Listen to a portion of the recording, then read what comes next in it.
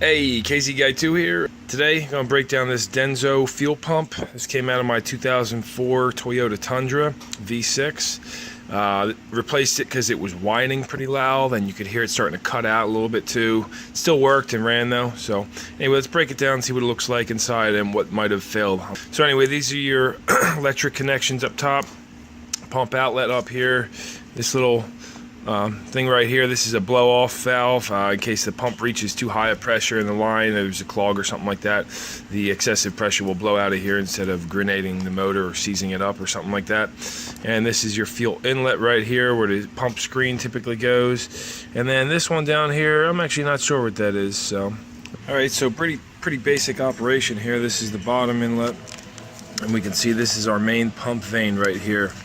When you can see the shape of those, and basically they scoop the fuel on this side as it spins around, and then they compress and deposit it on this side right here. And looking at the top, you got your magnets on the walls in there, and this is your armature. Now I'm willing to bet that's all wear right there. That's not supposed to be concave right here on these contacts. Just this thing had 166,000 miles on it, so not, you can get a lot more out of a factory pump. But spring-loaded brushes on this side, and then that's your outlet side there. So we'll take that pump vane off right there and push this whole thing through. Now, one thing I find interesting here is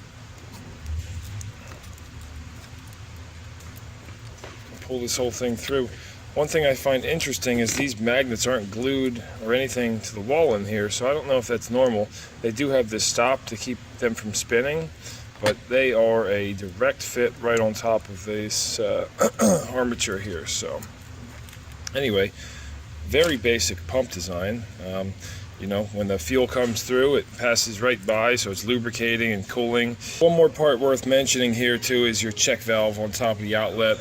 It kind of blew apart when I cut this thing off and shot the ball and the spring away, so I can't show you guys that, but there's a spring and a ball that seats right here that keeps fuel pressure and volume from draining back into the tank when the pump is shut off. So what was making my noise? I'm not really sure. It might be the fact that these contacts are so worn out. Making noise there, but you don't have any ball bearings or anything, just a bronze bearing on this side, which that wasn't making the noise.